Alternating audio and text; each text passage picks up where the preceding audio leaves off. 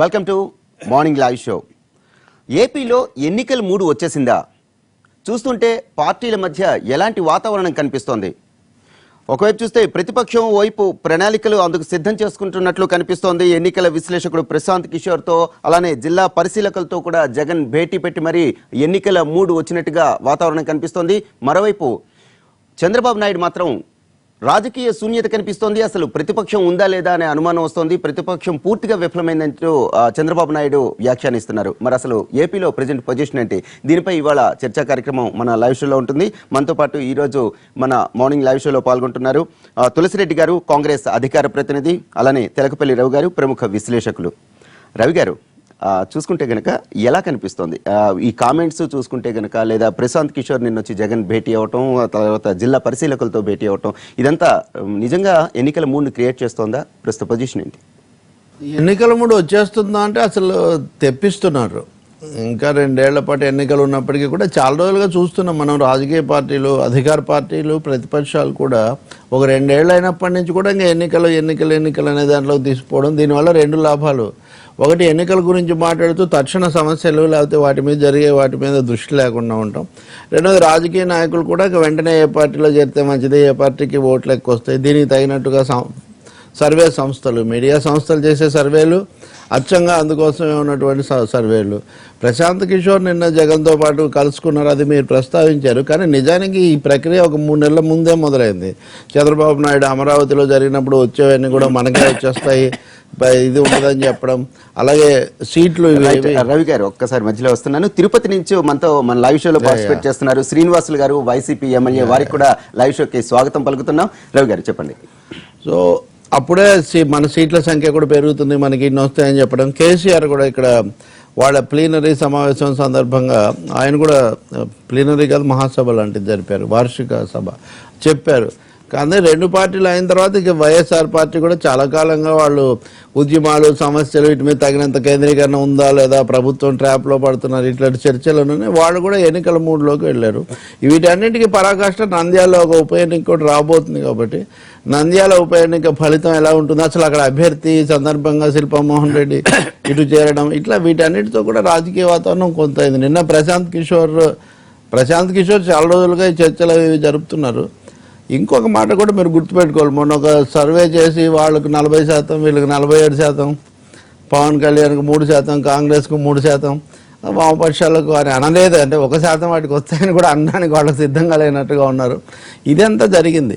అంటే ఒక కృత్రిమంగా కూడా ఎన్నికల జ్వరం ఇప్పుడే ఎక్కిచ్చేసి ఇక ఎన్నికల్లో గెలుద్దాము, ఎన్నికల్లో అని చెప్పేది చేసే ప్రయత్నం వీళ్ళు జరుపుతున్నట్టుగా కనిపిస్తుంది. కానీ వీటన్నిటిలో స్పష్టంగా చాలా పాలకపక్షాలకు అనుకూలంగా జరిపిన సర్వేల్లో కూడా, ఇప్పుడు ఉదాహరణకు వీడిపి సర్వే మాకు చాలా అనుకూలం అన్నారు వాళ్ళు. అందులో కూడా 47% అంటే వీళ్ళకి 40% ప్రతిపక్షానికి వైసీపీకి, మిగిలిన వాళ్ళకి కూడా ఇది అంటే 53% వ్యతిరేక ఓట్లే ఉన్నాయి అనేది ఆ సర్వేలో కూడా చెప్తుంది. కాబట్టి ప్రభుత్వం మీద అసంతృప్తి అనేది కూడా తీవ్రంగానే ఉంది తప్ప ఏదో ఏకపక్షంగా వెళ్ళే వాతావరణం కనిపించట్లేదు.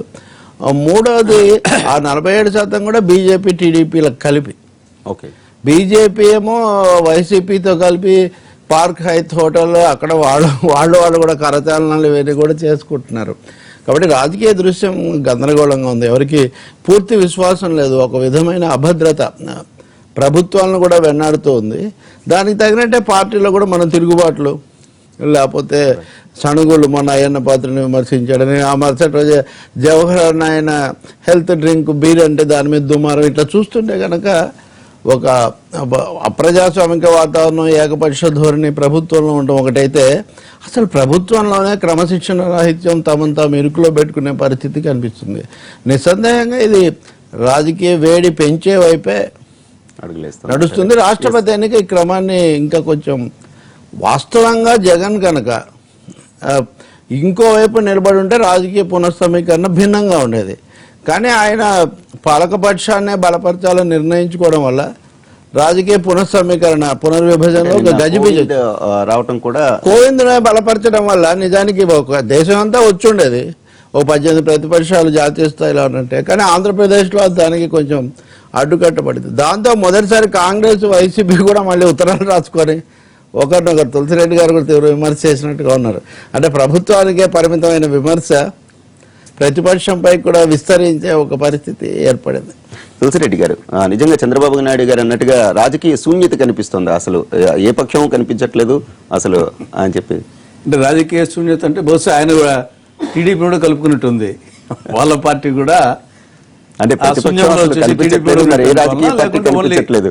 సరే, ఏదేమైనా పార్టీల వరకు ఎన్నికల మూడ్లో ఉన్నాయి కానీ ప్రజల వరకు ఒక నిరాశాపూరిత వాతావరణంలో ఉన్నారు. కారణం ఏమంటే అధికార పార్టీ చూస్తామా అన్ని రంగాల్లో వైఫల్యం, ప్రత్యేక హోదా తెప్పించలేకపోయింది. రాయలసీమకు ఉత్తరాంధ్రకు స్పెషల్ డెవలప్మెంట్ ప్యాకేజీ కింద 24,350 కోట్లు అడిగితే 1,050 కోట్లు ఇచ్చారు, దానికే తృప్తి పడుతున్నారు. మిగతా చట్టంలో దాదాపు 5 లక్షల కోట్ల రూపాయలు విలువ చేసే ప్రయోజనాలు వస్తే 3 ఏళ్ళు అయిపోయింది, ఇప్పటికీ 10,830 కోట్లే వచ్చింది. కాబట్టి కేంద్రం నుండి నిధులు తెప్పించలేకపోతున్నారు. 4వది వచ్చేసి వాళ్ళ మేనిఫెస్టోను దాదాపు 600 వాగ్దానాలు చేస్తే దాంట్లో ఒక 2% 3% చేశారు, మిగతా చేయలేదు. తొలి రోజు సంతకానికి విలువ ఉంటుంది, ఆ తొలి రోజు చేసిన 5 సంతకాలు అవి ఇంప్లిమెంట్ కాలేదు. ఇంకా అవినీతి వచ్చేసి పెచ్చుమిరిగిపోయింది. ఏ జిల్లాలో చూసినా అసమ్మతి వచ్చేసి కార్చిచ్చులో ఉంది, అప్పుల కుప్ప చేస్తున్నారు. కాబట్టి అధికార పార్టీ మీద ప్రజలు వచ్చేసేసి నమ్మకం కోల్పోయారు. సరే, ఏకైక ప్రతిపక్షం వచ్చేసి అది చూస్తామా అభద్రతా భావంతో, అవగాహన రాహిత్యంతో, అనుభవ రాహిత్యంతో. తర్వాత ఈ లోపల రాష్ట్రపతి ఎన్నికల్లో అంటే ఏదో భయపడుతున్నాడు, ఏదో వచ్చేసి ఆయన తన వ్యక్తిగత ప్రయోజనాల కోసం రాష్ట్ర ప్రయోజనాలను పణం పెడుతున్నారు. రాష్ట్రపతి అభ్యర్థుల్లో రాష్ట్రపతి ఎన్నికల్లో ఎన్డీఏ అభ్యర్థిని ప్రకటించకముందే, వాళ్ళు ఈయన్ను అడక్కముందే, ఎన్నికల షెడ్యూల్ రాకముందే నేను వచ్చేసి సంపూర్ణ మద్దతు ఎన్డీఏ అభ్యర్థికి. ఎన్డీఏలో ఎవరుంటారు? ఎన్డీఏలో బీజేపీ ఒకటే కాదు, టీడీపీ కూడా ఉంది. కేంద్రంలో మోడీ ప్రభుత్వంలో టీడీపీ మంత్రులు ఉన్నారు, రాష్ట్రంలో చంద్రబాబు ప్రభుత్వంలో బీజేపీ మంత్రులు ఉన్నారు. నువ్వు ఎన్డీఏకు మద్దతు వచ్చేసి వాళ్ళు అడక్కముందే ఒక దిక్కు ప్రకటిస్తూ, ఇక్కడ నిన్న రాష్ట్రపతి అభ్యర్థిగా ఆయన వచ్చినప్పుడు ఏదో వాళ్ళకంటే టీడీపీ వాళ్ళ బీజేపీ వాళ్ళకంటే ఏదో పెళ్లింటి కాడ కుక్కల సందడి ఎక్కువైనట్టు వీళ్ళ సందడి ఎక్కువైపోయింది. ఇక్కడ టీఆర్ఎస్ది, వైఎస్ఆర్ది, అక్కడ టీడీపీది, అంటే బీజేపీ వాళ్ళకంటే. కాబట్టి సాగిలబడి అటు చంద్రబాబు నాయుడు కానీ జగన్మోహన్ రెడ్డి కానీ మోడీ దయాదాక్షిణ్యాల కోసము సాగిలబడిపోతున్నారు. ఇటువంటి వాళ్ళన మేము నాయకులుగా స్వీకరించాలా? ఇదేదో ఈయన మాట తప్పడు, మెడం తిప్పడు, ఏదో ఇంత పెద్ద మొగడు అనుకుంటే ఈ విధంగా సాగిలబడిపోతున్నాడే. నిన్న ఆ కోవిందుకు వచ్చేసి పెద్దలకు నమస్కారం పెట్టాలా, సెలవు కప్పాలా, పూలమాల వేయాలా, బాగుంది. ఏమి పాదాభివందనం చేయాల్సిన మీ నాయనకన్నా చేసినావు? కనీసం పాదాభివందనం చేసేది ఇది నార్త్ ఇండియాలో జనరల్గా పెద్దలకు వచ్చేసి అటు వంగి చేస్తారు, అది నార్త్ ఇండియాలో. కానీ సౌత్ ఇండియాలో ఎస్పెషల్లీ ఆంధ్రాలో నమస్కారం పెట్టడము, సెలవు కప్పడము, ఒక పూలమాల వేయడము, ఇది సాంప్రదాయము, పెద్దలను గౌరవించే మార్గం. కానీ కాకారాయిన్లో వచ్చేసి పాదాభివందనాలు చేసేది. నిన్న అది చూసిన తర్వాత యాక్చువల్గా వచ్చేసి నేను పులిందులోనే సిగ్గుపడాల్సి వస్తుంది. ఒక రాజశేఖర రెడ్డి కొడుకేంది ఈ విధంగా చేస్తున్నాడు, ఒక పులివెందుల వాసి, ఒక కడప వాసి, ఒక రాయలసీమ పౌరుషం పరువు వచ్చేసి గంగలో కలిపాడని చెప్పేసి ఈ విధంగా ప్రజల్లో వచ్చేసి అధికార పార్టీ మీద అట్లుంటే ప్రతిపక్ష పార్టీ మీద ఇట్లుంది. ఇంకా మా కాంగ్రెస్ పార్టీ కానీ ఉన్నంతలో కాంగ్రెస్ పార్టీని బెటర్ అనే అభిప్రాయం ఉన్నప్పటికీ ఇంకా మేము ఆ స్థాయికి వచ్చేసి మాకు ఇప్పుడు అసెంబ్లీలో సభ్యులు లేరు, లోక్సభలో లేరు. మొన్న వచ్చేసి చాలా విభజన నేపథ్యం ప్రభావితం చెప్పింది కాబట్టి. కానీ ప్రజల్లో ఇప్పుడిప్పుడే ఏమైనా కాంగ్రెస్ మేలు, ముసిరెడ్డి బసిరెడ్డి మేలు అనే సామెత ఉన్నట్టుగా ఈ పార్టీల కంటే కాంగ్రెస్ పార్టీ మేలు అనే ఒక అభిప్రాయానికి వచ్చారు. కానీ ఇంకా ఇది రోజు రోజుకు పెరుగుతుంది. కానీ ఇంకా మేము వచ్చేసి మా యొక్క వాయిస్ను వినిపించేదానికి వేదికలు లేవు, మీడియా కూడా లేదు. అందువలన కొంత స్లోగా వస్తుంది.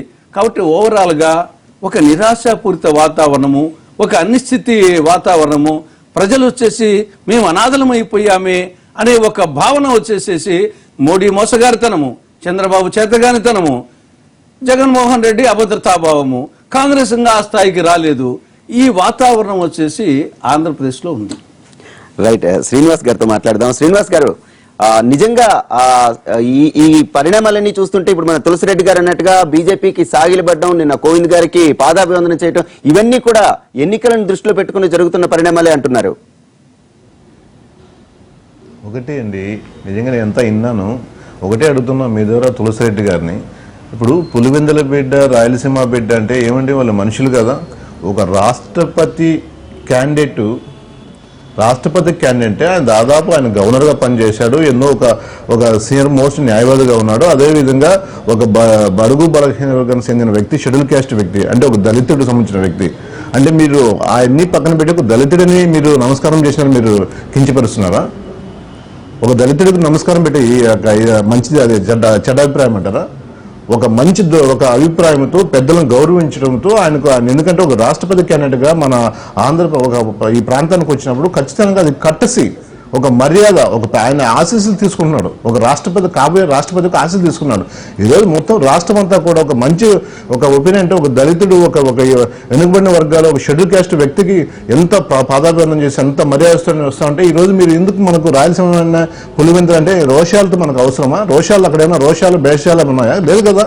ఒక వ్యక్తికి పాదాభివందనం తప్పే ఉంది. ప్రతి ఒక్కరు కూడా మేము కూడా ఏమైనా పెద్ద వ్యక్తి అన్నా కనపడితే ఎన్నో మేము ఒకసారి వాళ్ళ ఆశీర్వాదాలు తీసుకుంటాం. తప్పే ఉంది అసలు.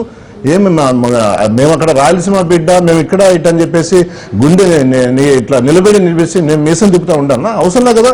రాయలసీమ వ్యక్తికి పౌరుషాలు ఉన్నాయి, మాట పైన. అదేవిధంగా మెడం తిప్పిన ఎన్నో జగన్మోహన్ రెడ్డి ఆ రోజు సోనియా గాంధీ నిలిచినప్పుడు ఆయన మెడం తిప్పలేదు, ధైర్యంగా రూమ్ వేసి ధైర్యంగా నిలబడినాడు. ఎన్నో రకరకాల కేసులు పెట్టి, రకరకాల ఇబ్బందులు పెట్టి ఈరోజు రాష్ట్రం రైట్ కావడం ఎవరు? కాంగ్రెసే కదా.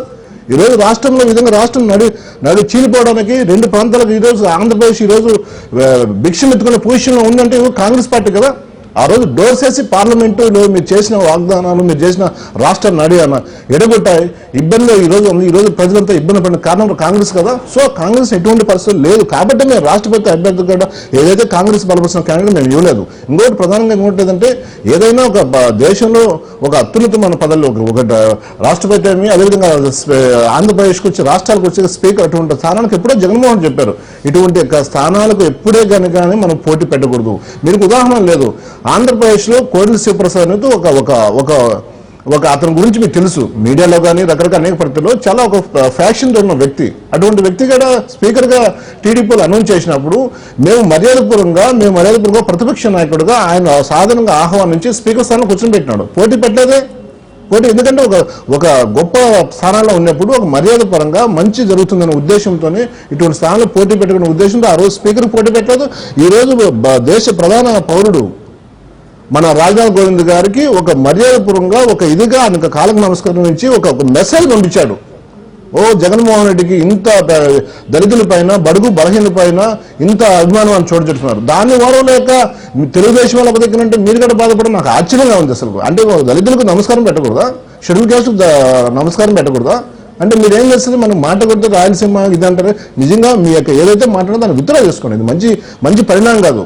అంతే ఇంతే మీ పైన గౌరవం ఉంటుంది. ఆ గౌరవం కూడా పోగొట్టే పరిస్థితి దయచేసి మీరు అది మీరు కోరుతున్నాను. అదేవిధంగా చెప్పండి. అంటే ఈ విషయం పక్కన పెడితే చంద్రబాబు నాయుడు కూడా పూర్తిగా అంటే రాజకీయ శూన్యత ఏర్పడింది, ప్రతిపక్షం పూర్తిగా విఫలమైందని చెప్పి ఆరోపణలు చేస్తున్నారు.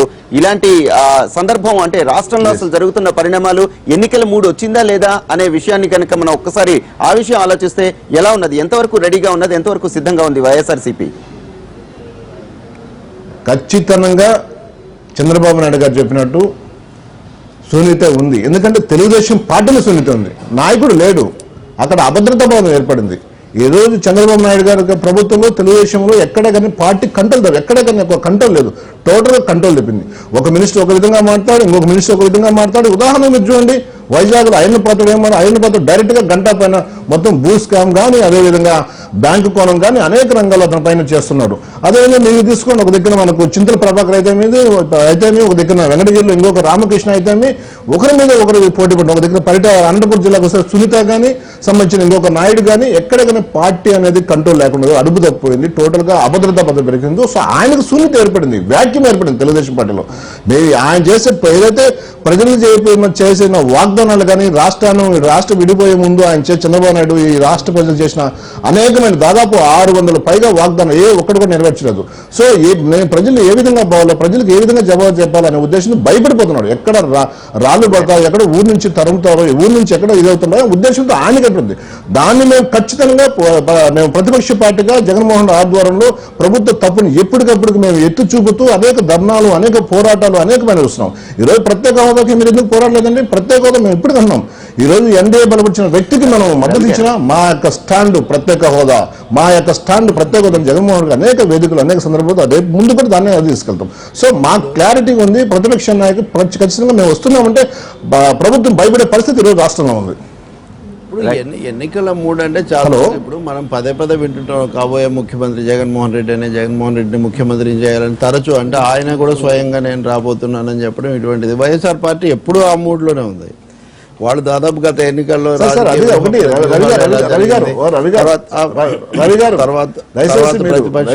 పాత్ర ఏంటి దాని మీద కేంద్రీకరణ కంటే ఇప్పుడు పాలక పక్షాలు టీఆర్ఎస్ కానీ టీడీపీ కానీ మాటకు వస్తే ఎన్నికల దాంట్లోకి లాక్కుపోతే వీళ్ళు కూడా దాదాపు ఎన్నికల వాతావరణం తీసుకొని వచ్చి ఒక విధంగా ఎన్నికల సలహాదారును కూడా తేవడం ద్వారా దాన్ని స్థిరపరిచారు. కోవింద్ను బలపరచడంలో ద్వారా జరిగిన నష్టం నేను ఇప్పటికే చెప్పాను. ఒక రాజకీయ పునఃసమీకరణ, రీపోలరైజేషన్ జరగాల్సిందని వాళ్ళు అవకాశం పోగొట్టుకున్నారు. కానీ నమస్కారం చేస్తారా లేకపోతే దాని మీద పెద్ద సమస్య చేయదలుచుకోలేదు నేను. ఎందుకంటే కాంగ్రెస్ పార్టీయే ఈ దేశంలో వందేమాతర సంస్కృతిని, పాదాభివందనాలు చాలా వాటిని ప్రవేశపెట్టిన చరిత్ర కాంగ్రెస్ పార్టీది. ఇక రెండవది ఏ పార్టీనైనా సరే వాళ్ళ విధానాలు విమర్శించవచ్చు, కానీ కుక్కల్లో పోల్చడం అది తులసిరెడ్డి గారు లాంటి సీనియర్ నాయకులకు అది సరికాదు. నా మాట చెప్పండి, కుక్కల సందడి లాగా ఉంది అని అంటాం. అంటే రాజకీయ పార్టీలు వాటి విధానాలు తప్పొప్పులు మనం తప్పకుండా సామెతలు మరే కుక్కల సామెతలు, పందుల సామెతలు మనం వాడము రాజకీయాల్లో. సరే ఉండొచ్చు. కాంగ్రెస్ పార్టీకి వైసీపీకి మధ్యలో ఇప్పుడు చంద్రబాబు నాయుడు ఇందులో రాయలసీమ బిడ్డ, పులివెందుల బిడ్డ, కర్నూలు బిడ్డ, తెలంగాణ బిడ్డ ఇట్లాంటి వాటిని మనం ఎక్కువ చేయాల్సిన అవసరం లేదు. అవన్నీ సెంటిమెంట్స్.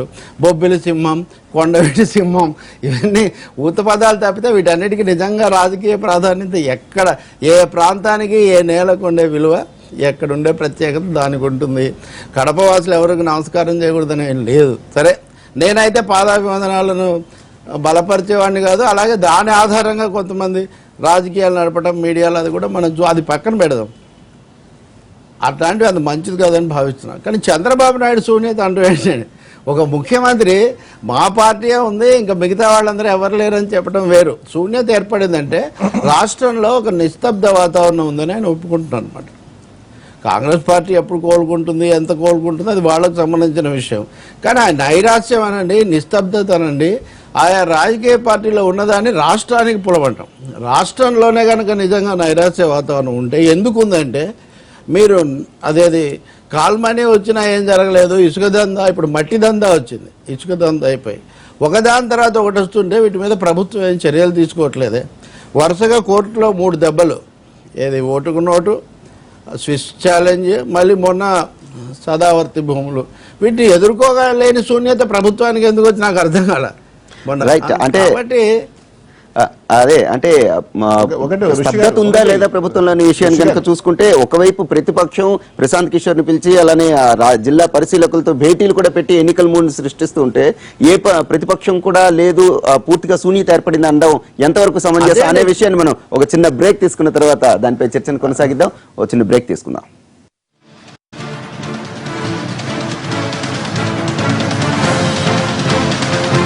ఈరోజు మార్నింగ్ లైవ్ షోలో బండారు సత్యనారాయణమూర్తి గారు, టీడీపీ సీనియర్ ఎమ్మెల్యే వారు కూడా ఫోన్ లైన్ లో అందుబాటులో ఉన్నారు.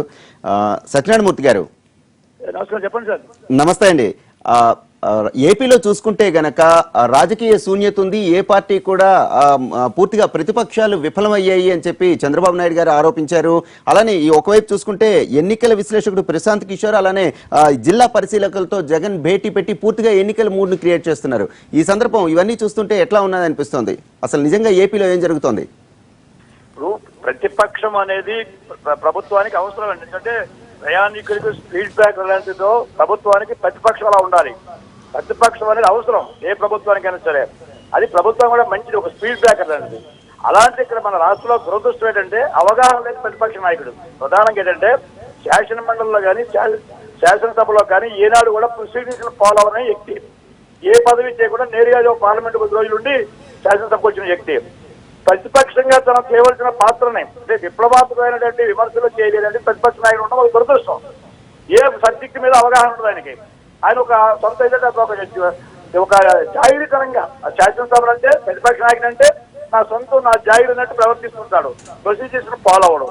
రెండు ఏదైనా విమర్శ చేసేటప్పుడు విప్లవాత్మకంగా ఒక విమర్శ చేసామంటే దాని మీద ఆచరణీయమైన కాగితాలు దానికి సంబంధం దానికి సంబంధ పత్రాలను పైకి పెట్టి ప్రెస్ ముందుకు వచ్చి ఇవి ఇలా జరుగుతున్నాయి, ఈ పొరపాటు జరుగుతున్నాయి అని చెప్పకుండా ఏదో పేపర్లో సాక్షిలో రాయించుకోవడం, దాని పట్టుకుని ఏదో పెద్దగా మాట్లాడడం. ఎన్ని ఉదాహరణ చూడండి.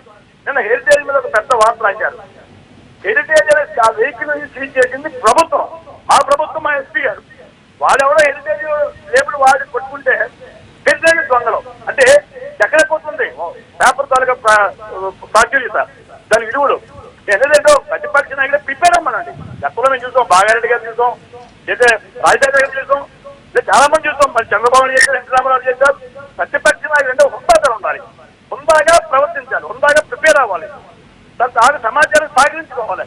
తద్వారా ప్రభుత్వం మీద విమర్శ చేయాలి. ఏ రకమైన విమర్శలు ఏ రకమైన లేకుండా. రైట్. పోయిందా? అంటే లైన్ కట్ అయినట్టున్నది సాంకేతిక ప్రాబ్లం వల్ల. చెప్పండి రవి గారు. తీసుకుందాం మళ్ళీ కనెక్ట్ అయిన తర్వాత. అంటే పూర్తిగా ఈ ప్రతిపక్షం అయితే పూర్తి సన్నద్ధంగానే ఉంది. ఆయన మాట్లాడితే ముఖ్యమంత్రి అంటారు. అంటే సత్యనారాయణమూర్తి గారు లైన్ కనెక్ట్ అయింది, మాట్లాడుతున్నారు. సత్యనారాయణమూర్తి గారు, ఏదో వంశపారమని ఎవరో గోండాయకమో దాక్షిస్తుంది వచ్చేది కాదు. ఇది ప్రజల అభిమానంతో రావాలి. ఎవరో సర్వే చేసి ఇచ్చేస్తాను, ఎవరో వచ్చి ఆలోచించేస్తాను పెరగాలి, ప్రజల అభిమానం పెంచుకోవాలి. ఆ దిశలో ప్రతిపక్ష నాయకులు పోవాలి. దురదృష్టం కాంగ్రెస్ ప్రభుత్వం మరి కాంగ్రెస్ పార్టీ ఏమైనా మనకు తెలుసు. విభజన వలన ప్రజలు ఆగ్రహానికి గురైనారు, పూర్తిగా వాళ్ళు చాలా తెరపడిపోయినారు. రెండు బలమైన కాంగ్రెస్ పార్టీ తెరపడి కావడం వల్ల దురదృష్టం ఈ రాష్ట్రంలో. ఒక జాతీయ పార్టీ అయినటువంటి కాంగ్రెస్ పార్టీ ఆంధ్రప్రదేశ్ లో పూర్తిగా పూర్తి అయిపోయింది. అంచేత కమ్యూనిస్టులు ఉన్నాయంటే ఉన్నాయి కానీ కార్యక్రమంలో ప్రార్థించలేదు. ఉన్నది ఒకే ఒక్క జగన్మోహన్ రెడ్డి అవగాహన ప్రతిపక్ష నాయకుడు ఉండడం ఒక రకం దురదృష్టంగా భావిస్తుంది. ప్రజలు మనోభావం, ప్రజలు కూడా ప్రతిపక్షంగా ఆశించిన రీతిలో రాష్ట్రమే ప్రజలు కూడా బాధపడతారు ప్రతిపక్షం మీద. ఇది రాష్ట్రం చెప్తున్న పరిస్థితి. ఇప్పుడు సత్యనారాయణమూర్తి గారు ప్రతిపక్షము నమస్తే అండి, నేను తెలుగుపాలి రవిని. ఇప్పుడు ప్రతిపక్షం అయితే సభను నిర్వహించదు కదా. సభను నిర్వహించడం, సమన్వయం, అధికారం అంతా మీ చేతుల్లో ఉంటుంది. మీరు సజావుగా నడిపించి సమగ్రమైన చర్చ చేయడానికి మీకు పూర్తి అవకాశం, అధికారం ఉన్నాయి. ఆ దిశలో అసలు చర్చ జరుగుతుందా లేదా ముందు నుంచే ప్రతిష్టంభన వైపు నడుస్తుంది. రెండోది, ప్రతిపక్షం విఫలమైంది. మీ ఉత్తరాంధ్రం తీసుకుందాం, మీతో సహా అక్కడ జరుగుతున్నటువంటి అవినీతి వ్యవహారాలు ఉన్నాయి, కొన్ని బాగాలేవు అని బహిరంగంగా చాలాసార్లు మీరు ఎన్టీవీలో కూడా చెప్పడం నాకు గుర్తుంది. అట్లాంటిది మొన్న భూకుంభకోణం లాంటిది మీ మంత్రే మాట్లాడితే ఇంకో మంత్రి సిబిఐ విచారణకు ఉత్తరం రాస్తే ఎందుకు దాన్ని మీ ప్రభుత్వం తీసుకోలేదు? మరి ప్రతిపక్షం విఫలమైంది అనుకుందాం, ప్రభుత్వంలోనే వచ్చిన ప్రతిపక్షాలలాగా ఇద్దరు ఒకరితో ఒకరు ఢీకొన్నటువంటి మంత్రులు దాని మీద మీరు ఎందుకు స్పందించలేదు? ఏ విషయంలో మీరు తీవ్రంగా తీసుకొని ప్రజల ముందు పూర్తి వివరాలు వెల్లడిస్తున్నారు సత్యనారాయణ గారు? ఒకవేళ వాళ్ళు అనుకుందాం శూన్యత అనేది ఒక ప్రభుత్వము, అనుభవజ్ఞుడైన ముఖ్యమంత్రిని పెట్టుకొని శూన్యత, ప్రతిపక్షంలో శూన్యత ఉంటే మీకు వచ్చిన పెద్ద నష్టం ఏం లేదు కదా. పోనీ మీరు బలమైన ప్రతిపక్షాన్ని పెంచుతారా? ప్రభుత్వాలేం పెంచావు కదా ప్రతిపక్షాన్ని. రవి గారు మీకు ఒక విషయం చెప్తాను. విశాఖపట్నంలో భూ కుంభకోణాలు ప్రతిపక్షాలు తీసి కావండి. కలెక్టర్ గారే నేరుగా ప్రెస్ మీట్ పెట్టి చెప్పిన తర్వాత సిట్టు వేసింది ముఖ్యమంత్రి గారు. ఒక మీకు తెలుసు, ఒక జుడిషియల్ ఆఫీసర్ ని, ఒక ఐపీఎస్ ఆఫీసర్ సిట్టు వేసి ఇక్కడ కార్యాలయం పెట్టి అన్ని పరిశీలన చేస్తుంది. ప్రభుత్వం ముందుకు వచ్చిందండి. ప్రభుత్వం వచ్చిన తర్వాత ఎంక్వైరీ వేయమన్నప్పుడు అప్పుడు మాత్రమే జగన్మోహన్ రెడ్డి పైకి వచ్చారు. ప్రభుత్వమే ముందు వచ్చింది.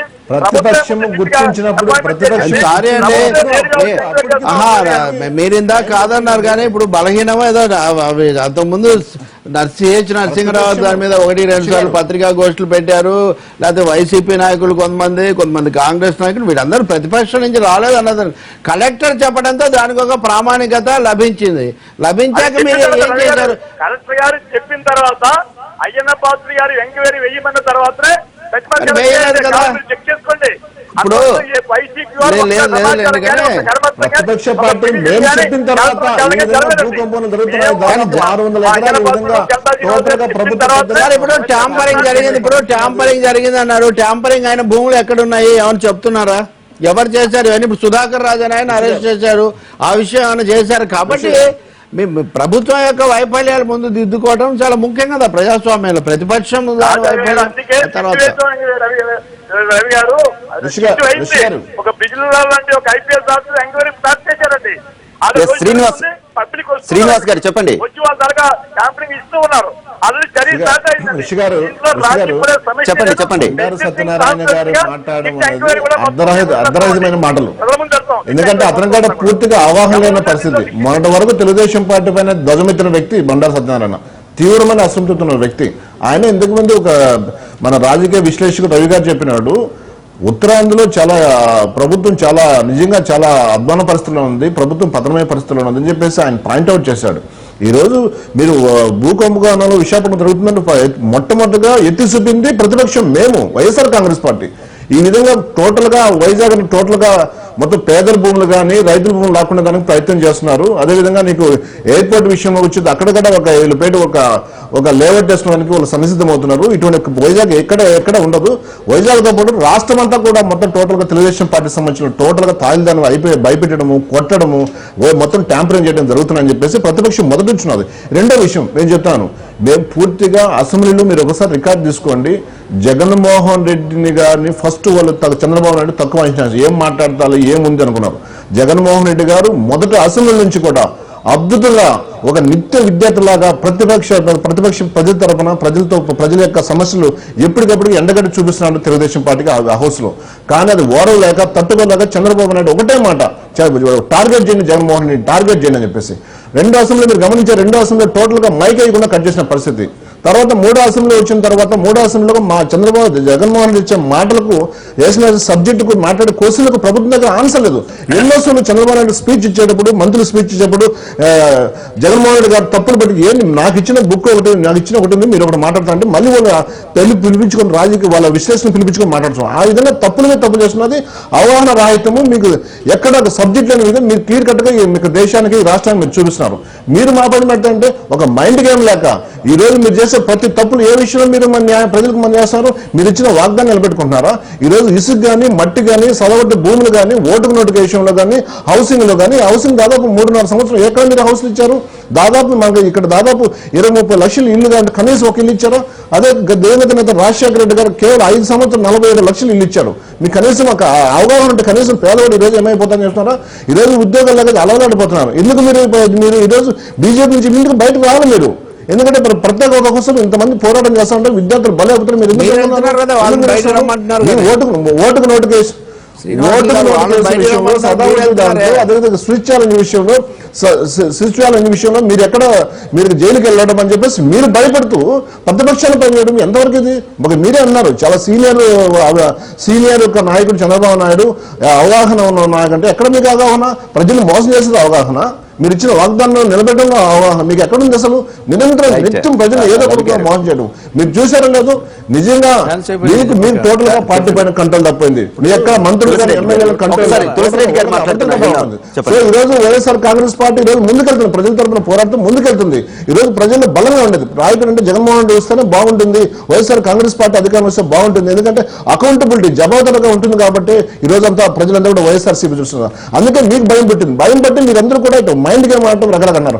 మీరు రాండి, మీరు ఒకటే చెప్తున్నా, ఒక దగ్గర మీరు కాన్స్టిట్యూన్సీ ప్లీనరీ మీటింగ్ జరుగుతున్నాయి, ఒక దగ్గర నవనిర్మాణ దీక్ష చేస్తున్నారు. నవనిర్మాణ దీక్షకు వైఎస్ఆర్ కాంగ్రెస్ పార్టీ ప్లీనరీకి మీరు కంపేర్ చేసుకోండి. ప్లీనరీ సమావేశాలకు వేల సంఖ్యలో అటెండ్ అయ్యారు. కనీసం ఒకరు ఇద్దరు స్వయాన రాష్ట్ర ముఖ్యమంత్రి నా రాష్ట్ర నడిబొడ్డున మీరు బెల్ సర్కిల్ పెడితే కనీసం తిప్పి కొడితే కనీసం 500 మంది నియోజకవర్గాలు పెడితే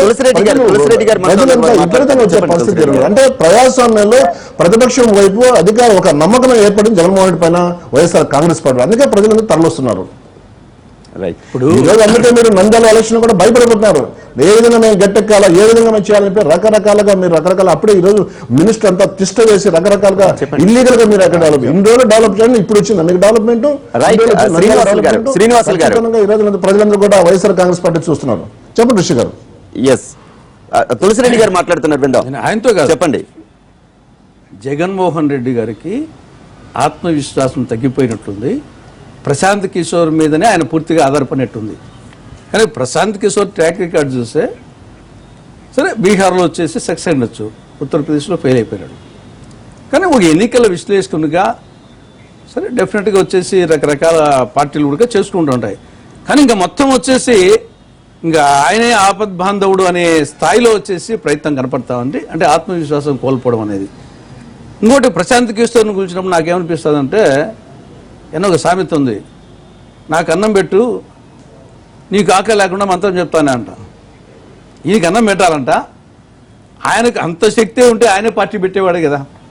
ఆయనకు అందరినీ గెలిపించే శక్తి బీహార్లో నితీష్ కుమార్ను, ఉత్తరప్రదేశ్లో జగన్మోహన్ రెడ్డిని, నరేంద్ర మోడీని ప్రైమ్ మినిస్టర్ అందరినీ చేసే శక్తి ఆయనకే ఉంటే ఏమి వచ్చేసి ఆయనే ప్రధానమంత్రినో సీఎంఓ లేకుంటే ఇంకో పార్టీ పెట్టిండేవాడు కదా.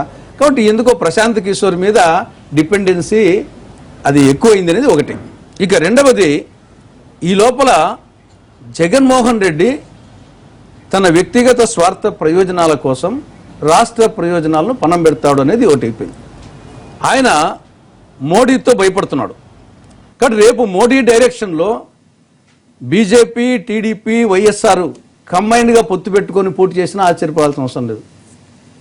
మోడీ డైరెక్షన్ లేదు వచ్చేసి పొత్తు పెట్టుకోవాలా, బీజేపీ, టీడీపీ, వైకాపా కలిసి పొత్తులో పోటీ పెట్టుకోవాలంటే దానికి కూడా యాక్సెప్ట్ చేసే స్థాయికి పోయాడేమో అనే స్థాయిలో ఆయన ఈరోజు మన ఎన్డీఏ అభ్యర్థికి ప్రకటించడం. కానీ ఇంకోటి చెప్పారు వీళ్ళు, రాష్ట్రపతి ఎన్నికలు ఇంతవరకు 14 సార్లు రాష్ట్రపతి ఎన్నికలు జరిగినాయి. 13 మంది రాష్ట్రపతులు అయ్యారు. బాబు రాజేంద్ర ప్రసాద్ 2 సార్లు అయ్యాడు. కాబట్టి 14 రాష్ట్రపతి ఎన్నికల్లో ఏకగ్రీవంగా జరిగింది ఒక్క ఎన్నిక మాత్రమే, నీలం సంజీవ్ రెడ్డిని మాత్రమే. మిగతా 13 సార్లు ఎన్నికలు కూడా పోటీనే జరిగినాయి.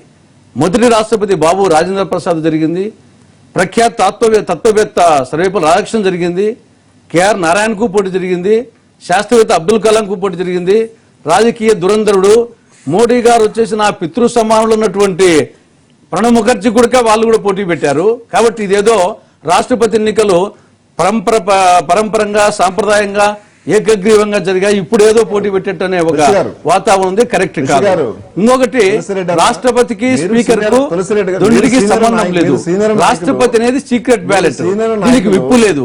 స్పీకర్ కు వచ్చేసి చేతులు పైకెత్తేది, దానికి విప్పు ఉంటుంది. కాబట్టి రాష్ట్రపతిది స్పీకర్ ఏదో ఉదాత్తమైన పదవులు అని చెప్పేసి దానికి ఏకగ్రీవంగా పెట్టడం అనేది ఒక సాంప్రదాయంగా అంటున్నారు. స్పీకర్ అనేది చేతులు పైకెత్తేది, అది వచ్చేసి దానికి విప్పు ఉండదు, దానికి విప్పు ఉంటుంది. దీనికి సీక్రెట్, దీనికి విప్పు ఉండదు. కాబట్టి ఓవరాల్ గా నేను ముందే చెప్పినట్టు ఒక అనిశ్చిత పరిస్థితి, దాన్ని శూన్యం అని చెప్పలేం. కానీ ఒక నిరాశాపూరిత వాతావరణం ఈ విధంగా అయిపోయింది. మనల్ని ఆదుకునేవాడు అధికార పార్టీ చూస్తే అట్లా ఫెయిలు, ప్రతిపక్ష పార్టీ చూస్తే ఇట్ల ఫెయిలు, మిగతా పార్టీలు వచ్చేసి ఆ స్థాయికి ఎదగలేదు అనే ఒక విధమైనటువంటి వాతావరణం. ఎవరు ఒప్పుకున్నా ఒప్పుకోకపోయినా నా అభిప్రాయం వరకు పాదాభివందనం అనేది ఇది కాకారాయుల సంస్కృతికి సంబంధించిందే, ఇది గౌరవ సంస్కృతి కాదు. సమయం సందర్భం కూడా ఉంటుంది. కాబట్టి ఇది నా యొక్క ఖచ్చితమైన అభిప్రాయం. కొందరు ఒప్పుకోవచ్చు, ఒప్పుకోకపోవచ్చు. కానీ ఇది నాతో పాటు అనేక మంది కూడా అభిప్రాయంతో ఉన్నారు.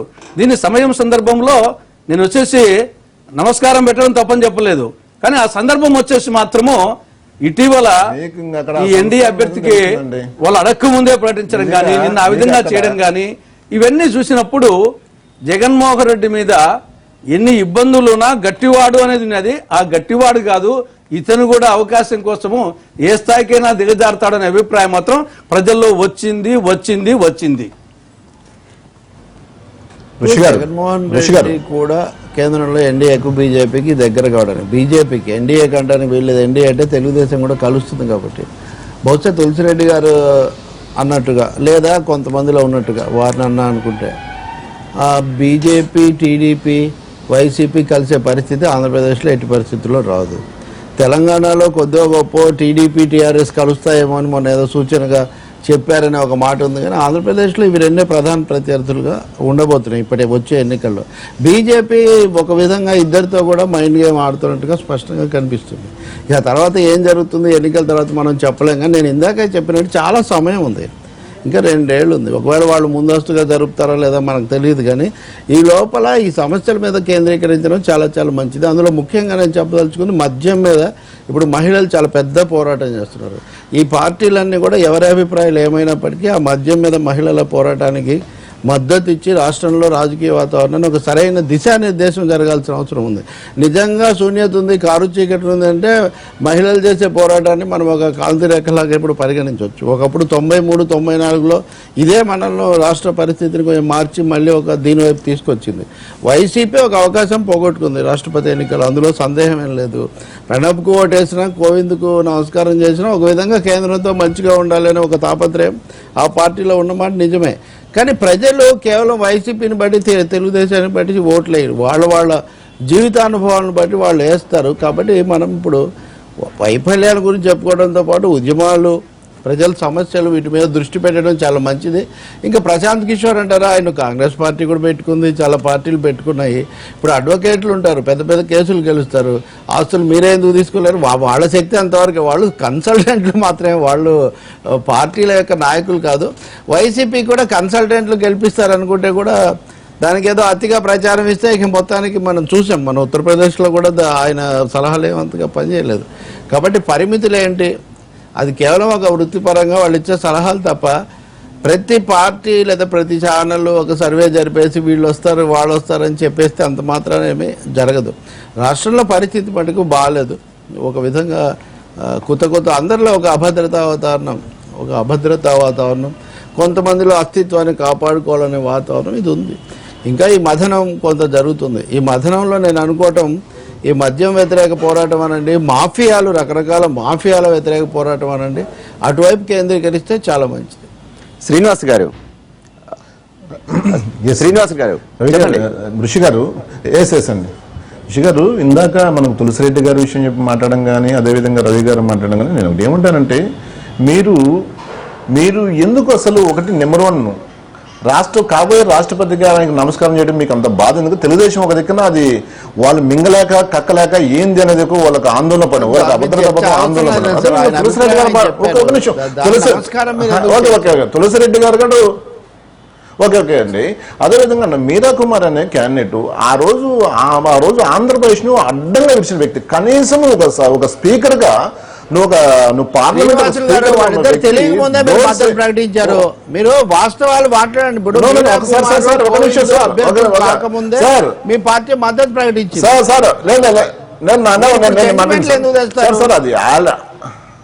లేదు సార్, చెప్పండి సార్.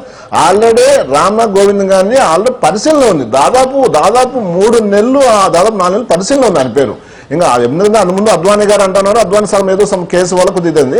రామ్నాథ్ కోవింద్ గారు ఆల్రెడీ పరిశీలన ఉంది, నేమ్ పల్లె ఉంది. కాబట్టి ఆ రోజు పిఎం గారిని మా నాయకుడు జగన్మోహన్ రెడ్డి గారు కలవడం, తర్వాత వచ్చిన తర్వాత ఓకే అది జరిగిపోయిన తర్వాత మేము క్యాండిడేట్ గారు అక్కడ చూసుకున్నాం. ఇందాక చెప్పినాం, అత్యున్నతమైన పదవులకు రాష్ట్రపతి కానీ స్పీకర్ కానీ ఎప్పుడు కూడా మేము కోడి శివప్రసాద్ కూడా మేము కోట్ చేసినాం. కోడి శివప్రసాద్ బహుశా అయింది ఒక ఫ్యాక్షన్ నేపథ్యం అయినప్పుడు కూడా, స్పీకర్ ఉన్నప్పుడు ఆయన పోటీ పెట్టకూడదు అని చెప్పేసి మేము సాధన ఆహ్వానించే ఘనత జగన్మోహన్ రెడ్డి గారు ఉన్నది.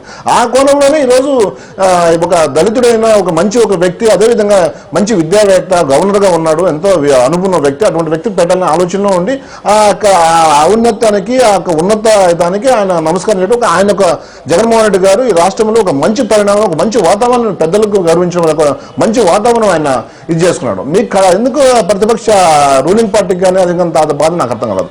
మీరా కుమార్ ఆ రోజు కనీసం ఎందుకు ఆమె అడ్వైజ్ చేయలేకపోయింది? పార్లమెంట్ సభ్యులు కానీ, ప్రధానమంత్రి కానీ, అదేవిధంగా అందరూ కూడా ఈరోజు మన ఆంధ్రప్రదేశ్ ఎటువంటి ఇది లేకుండా మనం చేస్తున్నాం, మంచిగా ఆమె కంట్రోల్ చేయొచ్చు కదా. స్పీకర్ అనుకుంటే ఆ రోజు నిలిచిపోయింది. అది ఈరోజు సోనియా గాంధీ కానీ, ఆ రోజు మన్మోహన్ సింగ్ కానీ ఈరోజు అనుకుంటారు నిలిచిపోయింది. మీరు చెప్పి ఏదైతే మీరు చేసిన తప్పులు మళ్ళీ మేము ఎట్లా వేస్తాం?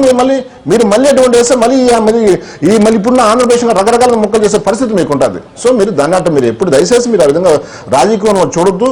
ఖచ్చితంగా నేను నిజంగా ప్రతిపక్ష పార్టీగా ఈ రోజు ప్రభుత్వం చేసిన తప్పులను ఎండగడుతున్నాము, అనేక ఉద్యమాలు చేస్తున్నాం. మొత్తం టోటల్గా రైతు ఉద్యమం చేసినాం, అదేవిధంగా దళిత ఉద్యమం చేసినాము, అలాగే విలేజ్ ఉద్యమం చేసినాం. ఖచ్చితంగా మేము పోరాడుతున్నాం. అందుకు ప్రత్యేక హోదా కోసం మేము మళ్ళీ ముందుగా మేము దాని మీద పోరాడతాము, ప్రతిపక్షం నిలబడతాము. ప్రభుత్వానికి ధైర్యం లేదండి. మీరు ప్రభుత్వానికి అభద్రత కనబడింది. మీరు రాజీనామాలు ప్రకటిస్తాము, ప్రత్యేక హోదా లేకపోతే అన్నారు, మేము పరిశీలిస్తాం అన్నారు. కానీ మోడీని కలిసి వచ్చిన తర్వాత ప్రత్యేక హోదా సమస్య స్వరూపం మారిపోయి ఇప్పుడు మీ ఎజెండాలో ప్రత్యేక హోదా పెద్దగా లేదు. మీరు చెప్పినా కానీ ప్రజల్లో ఆ విశ్వసనీయత వచ్చే అవకాశం లేదు. మీరు వాస్తవాల్లో సార్ రవి గారు మీరు సార్ రవి గారు మీరు చాలా రాజకీయ సంబంధించిన బాగా చాలా చక్కగా మాట్లాడతారు. మేము ఒకటే సార్, మేము ఎందుకంటే స్టెప్ బై స్టెప్ ఖచ్చితంగా ఉంటాం సార్. మేము ఈ ఎన్డీఏ అభ్యర్థికి మేము మద్దతు ఇచ్చినప్పుడు కూడా ప్రత్యేక హోదా మా పోరాటం ఖచ్చితంగా ఉంటుంది. జగన్మోహన్ గారు ఎన్నో సందర్భాల్లో ఎన్నో వేదికలు చెప్పాడు, ప్రత్యేక హోదా మా నినాదము, రేపు జరగబోయే ఎలక్షన్ లో కూడా ఇదే మా నినాదం అని చెప్పి ముందుకు పోతున్నాం. సో మేము ఎక్కడ కానీ ఈ రోజు నిజంగా నీకు రాజకీయంగా లబ్ధి పొందాలనుకుంటే జగన్మోహన్ రెడ్డి గారు ఎన్నో అవకాశాలు సోనియా గాంధీ ఉండొచ్చు, ఆ రోజు ఎక్కడ కలదు. మీరు ఒకటే ఉన్నా ఇందాక తులసిరెడ్డి గారు అన్నప్పుడు మీరు తెలుగుదేశం పార్టీ వైఎస్ఆర్సీపీ కంటెస్ట్ చేస్తున్నారు. నిజంగా ఆ రోజు కిరణ్ కుమార్ రెడ్డి కాంగ్రెస్ ముఖ్యమంత్రిగా ఉన్నప్పుడు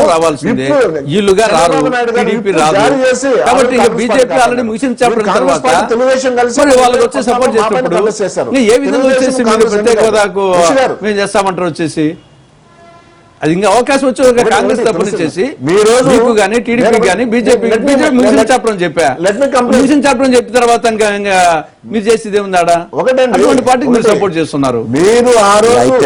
thank you very much Srinivas గారు, అలానే తెలకపల్లి రావు గారు, తులసిరెడ్డి గారు, thank you very much sir. అలానే మనతో బండారు సత్యనారాయణ మూర్తి గారు కూడా మాట్లాడారు, వారికి కూడా ధన్యవాదాలు తెలియజేస్తున్నాం. ఇది ఇవాల్టి లైవ్ షో. నమస్తే.